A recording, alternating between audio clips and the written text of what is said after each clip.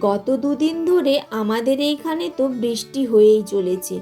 আর এই বৃষ্টির মধ্যে তোমাদের বাড়িতে নিশ্চয়ই একবেলা লাঞ্চ কিংবা ডিনারের থালিতে খিচুড়ি হয়েছে। জানো তো বন্ধুরা, আমাদের বাড়িতে এই বৃষ্টির মরশুমে খিচুড়ি বানানো হয়নি।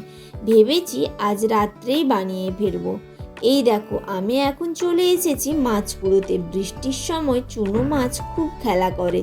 যত বেশি বৃষ্টি হবে তত বেশি চুনো মাছগুলো পাওয়া যাবে। আর এখন বৃষ্টিটা অল্প হচ্ছে বলে মাছও খুব বেশি ওঠেনি। চুনো মাছের সাথে আর বেশ কিছু ছোট ছোট চিংড়িও উঠে এসেছে। তাই আবার সেগুলো তাড়াতাড়ি বেছে নিয়ে পুকুরের মধ্যে ছেড়ে দিতে হচ্ছে। দেখি এবার এই খিয়েতে কেমন মাছ ওঠে। এ বাবা, একটাও ওঠেনি। দু তিনটে বেশ বড় সাইজের পুঁটি মাছও পাওয়া গেল। সব খিয়ে মিলে চুনো মাছগুলো এই কটা মাত্র পেয়েছি।